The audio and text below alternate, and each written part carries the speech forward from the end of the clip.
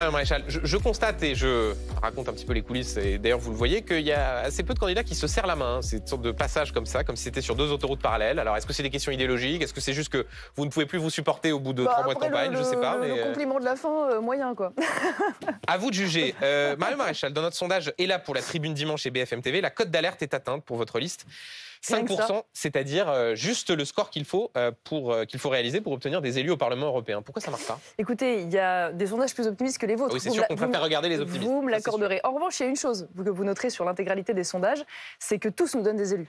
Et moi, c'était cet objectif dans cette campagne, oui, puisque... c'est sûr que si on a des ambitions aussi basses... vous voulez avoir des ambitions à ma place, Monsieur Duhamel, pour Reconquête. Écoutez, avoir des élus, c'est passer la barre des 5% dans une élection proportionnelle à un tour. Et je vous le dis, je prends date avec vous, et on aura l'occasion d'en reparler peut-être. Je suis sûr qu'on en aura bien plus que ce qu'annoncent aujourd'hui les sondages. Maintenant, ce qui est vrai, c'est qu'il me reste encore quelques jours pour convaincre les indécis, peut-être convaincre ceux qui hésitent avec le Rassemblement national et leur dire qu'il est probablement plus utile d'avoir, plutôt qu'un 31e ou 32e eurodéputé Rassemblement national, eh bien, de tabler sur la présence de Reconquête au Parlement européen, ce qui sera indispensable, y compris pour la présence d'une droite authentique dans la vie politique française dans les années à venir, et puis de convaincre aussi les hésitants avec les Républicains, qui aujourd'hui espèrent peut-être avec les Républicains avoir un parti d'opposition et en réalité vont envoyer au Parlement européen un mouvement qui prévoit d'ores et déjà des accords de gouvernement avec Emmanuel Macron, une candidature commune avec le prochain macroniste en 2027. On voit les déclarations de Gérard Larcher, président du Sénat LR, qui vont en ce sens,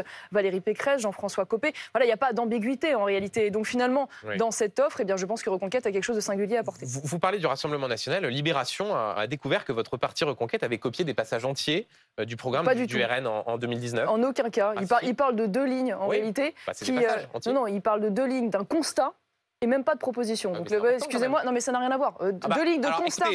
Écoutez, non, attendez, juste déjà pour que ce soit clair. Vous êtes très en forme, Benjamin Duhamel, j'ai vu depuis ce matin. Mais c'est juste pour que... Soyez gentil, laissez-moi répondre. Non, mais juste parce que pour ceux qui nous regardent... Je vous laisserai pas dire, non, excusez-moi, je vous laisserai pas dire qu'il y a eu du copier-coller sur les mesures. En aucun cas, vous savez, dans le programme, il y a 92 mesures. Il y en a 4 fois moins dans le programme du Rassemblement national. Donc ne remettez pas en cause cela. Je rappelle juste les faits. Ce que dit Libération, c'est qu'il y a sur les institutions et sur les accords de libre-échange, j'ai comparé des phrases qui sont au beau près les mêmes entre votre programme de 2024 et celui du Rassemblement national de 2019. Monsieur Duhamel, vous comprenez que quand on voit ça, on se dit que votre valeur ajoutée par rapport au Rassemblement national n'est pas énorme. Si il y a même la possibilité que dans les constats... Parce que vous n'avez pas remarqué ces dernières semaines qu'il y avait des différences. Vous n'avez pas remarqué, par exemple, qu'on était beaucoup plus engagé, par exemple, sur la question de la lutte contre la propagande woke ou LGBT. Vous n'avez pas remarqué qu'on avait un programme économique qui n'avait juste rien à voir dans la réforme de l'État, dans le sérieux budgétaire, dans la lutte contre les gabegies, dans la réforme syndicale, la lutte contre l'assistanat. Tout ça, c'est quand même... Oui, bon, ça compte quand même un petit peu au moment où il y a une dégradation de la note française, qu'on vit dans un enfer fiscal et que la France est surendettée. C'est quand même pas rien, excusez-moi, quand on a un mouvement qui aujourd'hui n'a pas du tout la même position que nous, par exemple sur la Nouvelle-Calédonie, vous nous l'accorderez. Et sur les sujets européens, même là, par exemple... À quoi vous servez, puisque vous dites à 95% la même chose que le RN sur les questions européennes? Je vais vous dire déjà, la grande différence, c'est que contrairement à ce que vous semblez penser, nous avons 92 mesures, donc 4 fois plus que le Rassemblement national. Nous défendons par exemple un blocus naval en Méditerranée. C'est pas une proposition par exemple du Rassemblement national, ça. Donc c'est une différence notable. Et je vais vous dire, excusez-moi, entre le blocus naval et le refoulement systématique, on a par exemple la volonté de défendre la démographie française et européenne, et pour ce faire, on souhaite par exemple que toutes les politiques familiales puissent être déduites du déficit des États. C'est pas une proposition du Rassemblement national, mais je pourrais vous en citer beaucoup. Mais même au-delà, on va dire du fond, ce qui est, je crois, l'une des plus-values de Reconquête, c'est aussi, au-delà de la volonté d'agir, la capacité d'agir. Permettez-moi de dire quand même qu'aujourd'hui, nous faisons partie d'un groupe, le groupe des conservateurs, dont tout indique dans les sondages qu'il est le groupe qui peut battre le groupe d'Emmanuel Macron au Parlement européen, devenir la force centrale à droite demain au Parlement européen, ce que le Rassemblement national n'est pas en capacité de faire parce qu'ils font partie depuis longtemps déjà d'un groupe qui est isolé et marginalisé. Sauf que Marine Le Pen a lancé un appel à votre allié Giorgia Meloni en évoquant la possibilité que tout cela se rassemble en un super groupe. Déjà, permettez-moi une forme de satisfaction. C'est-à-dire qu'il y a aujourd'hui un changement de discours à l'égard de Giorgia Meloni de la part du Rassemblement national. Tant mieux si à un moment donné le Rassemblement national se rend compte que Giorgia Meloni et le groupe des conservateurs auquel appartient Reconquête est incontournable. Oui, mais si c'est ça, vous perdez votre valeur ajoutée. Parce que ça veut dire que vous serez mêlé dans le même groupe. Sera incontournable. Mais moi, je n'ai pas la culture ni du parti unique ni du groupe unique. Je pense qu'il faut assumer nos différences et nos singularités, ce qui ne veut pas dire que malgré ces différences, on ne doit pas être capable de travailler ensemble. Je veux dire, je ne vais pas vous surprendre, Benjamin Duhamel, c'est la coalition des droites, c'est quelque chose que je défends depuis très longtemps en France et je le défends demain au Parlement européen. Donc j'ai aucun problème à vous dire que demain, bien sûr, pour défendre au mieux les intérêts des Français, il faudra travailler avec des forces complémentaires, évidemment. Marion Maréchal, je voudrais qu'on parle de la situation en Ukraine et de la question de la livraison d'armes. Le 12 mai 2023, c'est-à-dire il y a un peu plus d'un an, voilà ce que vous disiez, ouvrez les guillemets, le rôle de la France est d'être un médiateur, un acteur du dialogue vers la paix et une solution de sortie. En livrant des armes, on devient de fait partie prenante de la guerre et donc nous ne sommes plus une puissance d'équilibre. Si je vous suis, il faut arrêter de livrer des armes à l'Ukraine. Ah bah de toute façon, moi je n'ai jamais été pour livrer des armes à l'Ukraine. Donc voilà, les livraisons d'armes. Non mais moi j'ai toujours dit que évidemment je soutenais l'Ukraine dans la défense de son intégrité territoriale et dans le respect du droit international. J'ai souhaité qu'on puisse soutenir évidemment toutes les initiatives de soutien humanitaire, logistique, financier, mais je considère depuis le début qu'en effet, il ne faut pas rentrer dans une participation potentielle d'escalade guerrière. Et je constate que ce qu'on nous avait dit au début, parce que ça a commencé par on livre des armes défensives. Ensuite, on a livré des armes offensives. Ensuite, là, on est en train de se dire qu'on va livrer des armes qui peuvent frapper le sol russe. On est en train. Excusez-moi, juste une question très précise. Si vous aviez été au pouvoir, laissez-moi finir, Benjamin Duhamel. On est en train d'envisager d'envoyer des troupes au sol. Donc ça s'arrête quand? En fait, ça s'arrête au moment où la Russie va dire c'est bon, je considère qu'on est en guerre avec la France, donc je riposte et donc j'envoie des missiles sur le sol français. Bah moi, je ne fais pas prendre ce risque aux Français. Pas avec une puissance nucléaire. Voilà. Si vous aviez été au pouvoir le 24 février 2022, au moment où la Russie a agressé l'Ukraine. Eh bien, nous aurions fait ce que je suis en train de vous dire. C'est-à-dire pas d'armes, donc l'Ukraine aurait perdu. Duhamel, la Russie aurait pris Kiev. C'est très facile, si vous voulez, de faire des commentaires de plateau, mais à un moment donné, on joue pas. Si, c'est des commentaires de plateau, parce qu'on joue pas au Playmobil là. Voilà, on parle d'une potentielle. Oui, absolument. C'est très sérieux. N'avait pas eu les armes des Occidentaux. Je considère, je suis désolée de vous dire que soutenir l'Ukraine ne veut pas nécessairement dire faire la guerre à sa place, parce que faire la guerre à sa place et prendre le risque que la France entre en guerre avec la Russie. Mais l'Ukraine ne peut pas faire la guerre sans les armes des Occidentaux. Et je vais vous donner un autre argument qui ne m'apparaît pas moins important. Au-delà de ça et au-delà du refus de participer à l'escalade guerrière face à une puissance nucléaire, parce que là, on joue à un jeu, à mon avis, très très dangereux. Au-delà de ça, chaque fois que l'on envoie des armes en Ukraine, on dépossède aussi la France de son matériel de défense. Alors même qu'aujourd'hui, notre armée est à l'os. À l'os, vous m'entendez? On a 200. Excusez-moi, on a 200 chars. Il y en a 20 par jour qui sont détruits. Non mais moi, je vous parle de la France. L'Ukraine aurait pu tenir sans les armes occidentales? Je vous parle de la France et de la sécurité de la France. Vous ne voulez pas répondre à cette question? Non, mais excusez-moi, mais... Alors, vous voulez entrer en guerre, monsieur Duhamel? Vous savez qu'aujourd'hui, la France... Comment est-ce que l'Ukraine aurait pu tenir sans les armes occidentales? Monsieur Duhamel, ce que je suis en train de vous dire, c'est que si on participe d'une escalade, aidons l'Ukraine dans la mesure du raisonnable. C'est ça que je suis en train de vous dire.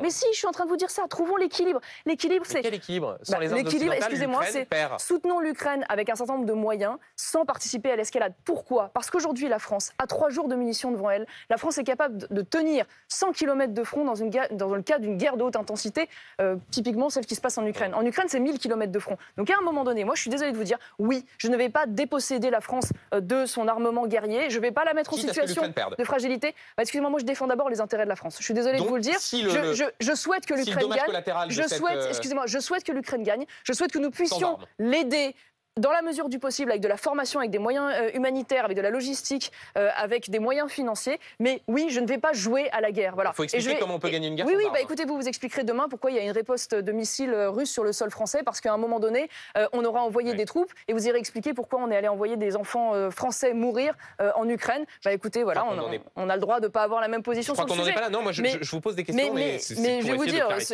et au-delà d'ailleurs de cette question guerrière, se pose aussi la question de l'élargissement. Et moi, je suis opposé à l'Ukraine comme à toute autre, d'ailleurs, forme d'élargissement. Marion Maréchal, je voudrais qu'on détaille un point de votre programme qui m'a interpellé, page 16. Vous proposez de supprimer tout financement, ouvrez les guillemets, au wokisme et aux associations militantes LGBT. Il y a quelques semaines, nos confrères de France Info vous avez interrogé sur cette proposition en vous demandant si une association comme ACT UP était concernée. Vous aviez répondu oui. Ça veut dire qu'une association qui distribue du matériel de prévention contre le sida, qui accompagne des personnes porteuses du VIH, vous lui coupez les vivres. Vous savez que déjà les associations peuvent aussi vivre de dons aussi des particuliers. On n'est pas toujours obligé d'avoir des financements publics. Et on est face là, pas, excusez-moi, parce que vous les présentez comme une association humanitaire d'une certaine manière. Ça n'est pas qu'une association humanitaire, excusez-moi. Ce sont des militants politiques qui mènent des combats pour la déconstruction des repères, pour la confusion des sexes avec la défense de la théorie du genre, pour l'effacement des femmes et des mères avec la défense de la GPA, et qui, excusez-moi, comme beaucoup de ces associations, milite aussi pour le changement de sexe chez les mineurs. Donc on n'est pas face à des associations... ACT UP milite pour le changement de sexe. Toutes ces associations, bien sûr que si, sont sur cette ligne-là la plupart du temps. Et en l'occurrence, oui, moi je considère qu'aujourd'hui c'est un militantisme politique, c'est une propagande et que la Commission européenne n'a pas à financer cela. Est-ce que le planning familial est concerné par cette mesure ? Le planning familial aujourd'hui mène des actions de santé et je regrette qu'en côté de ces actions de santé, eh bien là aussi il y ait des positions politiques qui soient selon moi déplorables. Donc je considère que si on veut, mais à un moment donné, c'est l'argent des Français. Oui, voilà. Donc l'argent des Français, il n'est pas là pour financer de la propagande politique. Qu'ils financent évidemment et qu'ils soutiennent des actions médicales, des actions de prévention. Moi j'ai aucun problème avec ça, mais pas. Mais je vais vous dire, la Commission d'ailleurs va bien au-delà de ça. Oui. On pourrait parler également des compromissions avec des associations islamistes. Oui, mais non mais excusez-moi, c'est pas un petit sujet. Des questions très précises. Donc, c'est très précis. Quand la Commission finance le FEMISO, Islamic Relief, qui sont aujourd'hui des associations islamistes, qui sont proches des frères musulmans, qui ont pour projet revendiqué juste la conquête islamique de l'Europe, la soumission ou la conversion, juste ça. Et on a une Commission européenne qui finance ça. Si on applique votre programme, est-ce que vous coupez les subventions au planning familial ? Mais je ne veux pas financer les associations politiques. Je ne veux pas. Alors donc est-ce que le planning familial en fait partie ? Monsieur, je lutte contre la légalisation et la banalisation de la GPA. Voilà. Je considère que c'est un acte... Le planning familial, c'est notamment pour accueillir les femmes ils défendent la légalisation des mères porteuses. Je considère que c'est une abomination. Ils veulent pousser, comme beaucoup de ces associations d'ailleurs, pour l'activisme transgenre, le changement de sexe, l'explication de la théorie du genre chez les mineurs. Je considère que c'est un drame pour la santé de nos enfants. Il faut couper les subventions au planning familial. Pas de subventions politiques. On est là, excusez-moi, mais à un moment donné, moi, la conception que j'ai de l'Europe, c'est une Europe de la civilisation. Voilà. Une Europe de la civilisation, ça veut dire qu'on défend notre identité, notre culture, nos valeurs. Et dans ces valeurs, voyez-vous, il y a la défense de la dignité de l'homme, il y a la défense de la dignité de la femme, il y a le refus de la marchandisation du corps, le refus de la marchandisation de l'enfant, le refus de promotion du hijab ou de la culture étrangère islamique. Donc oui, excusez-moi, à la fin, moi, je vais défendre en effet une Europe qui est d'abord attachée à tout cela. Donc on coupe pour ACT UP et pour le planning familial. Association politique de manière générale. Je ne peux pas être plus clair que ça, excusez-moi. Une dernière question. Ces derniers jours, vous avez dit « j'aime Marine » en évoquant Marine Le Pen.